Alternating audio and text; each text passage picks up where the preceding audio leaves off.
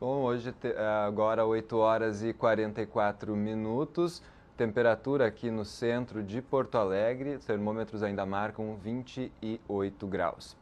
Bom, terça-feira é dia de receber aqui no nosso estúdio o economista Antônio Carlos Frachelli, para a gente entender um pouco mais sobre o que está acontecendo na economia brasileira. Bom dia, Frachelli, obrigado por mais uma participação aqui no Espaço Público.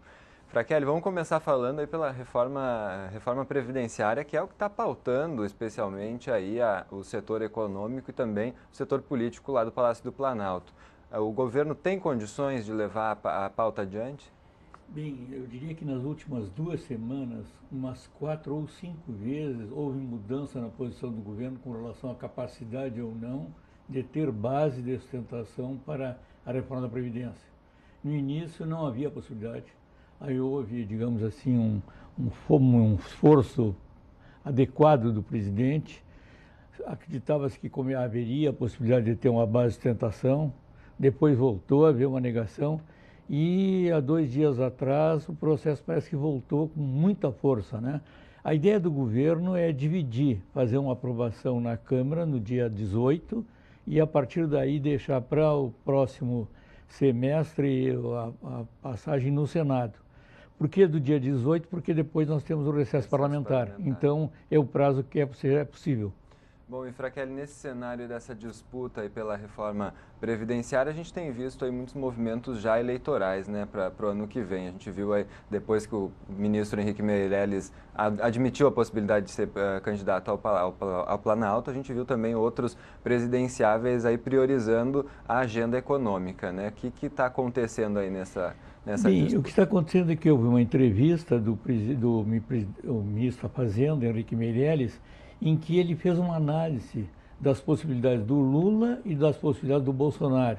Estabeleceu um teto para cada um e disse que estava o campo em aberto. E ao mesmo tempo que ele fez essa análise, como se fosse um candidato, ele fixou a data de março do ano que vem para se definir.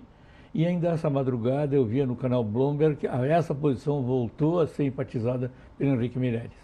Bom, e com isso também os outros presidenciáveis já priorizam a economia. Exatamente, principalmente o governador Geraldo Alckmin, né? À medida que ele assumiu a presidência do PSDB, mesmo que não haja interesse em manter a sustentação do governo, há interesse em manter a pauta da Previdência e ele se apresentar como candidato mais uma vez.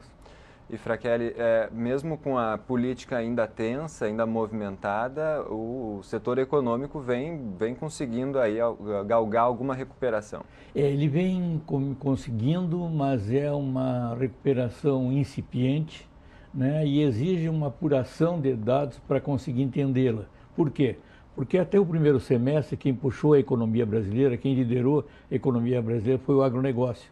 No terceiro trimestre o agronegócio passa a recuar e automaticamente a indústria e o comércio começam a dar os primeiros sinais de crescimento já mais intenso.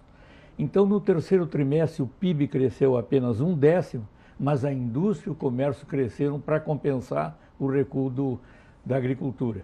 O dado de outubro saiu ontem e o dado de outubro volta a informar que em outubro sobre setembro houve um incremento de 2/10 na indústria. Esse número parece pequeno, mas quando comparado ao ano passado, é um incremento de 5%.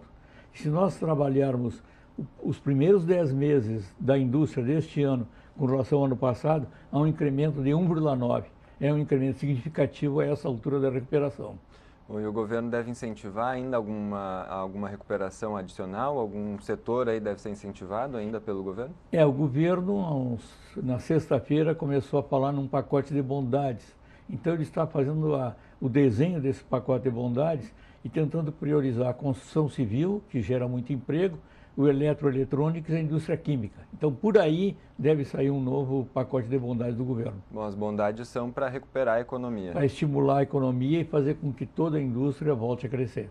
Bom, o Congresso também discute aí umas mudanças nas regras do financiamento e das dívidas tributárias das pequenas empresas, das micro e pequenas empresas, que são o setor que mais emprega no Brasil. Essa medida pode auxiliar aí uma retomada do emprego nas pequenas e médias empresas também? Eu acredito, né? Porque o emprego, mesmo que a economia esteja se recuperando, nós estamos com 12 milhões de desempregados. E esse número precisa cair. e a partir daí a pequena e média empresa tem um peso muito importante. Então eu acho que paralelamente ao pacote de bondades, também as microempresas devem estar no foco do governo. Bom, e esse refinanciamento de dívidas é importante para elas conseguirem aportar investimentos É importantes. fundamental porque o nível da inadimplência no país é muito grande, seja em termos de pessoa física, seja em termos de empresas. Bem, muito obrigado, Antônio Carlos Frachelli, pelas suas informações. Obrigado. Mais uma vez aqui no Espaço Público. Bom, nós voltamos às notícias da Assembleia Legislativa. O Parlamento Gaúcho vai trabalhar pelo fim da exportação de animais vivos. A iniciativa da campanha, lançada na última semana aqui na Assembleia, é da deputada Regina Becker Fortunati e conta com o apoio de organizações mundiais de bem-estar animal.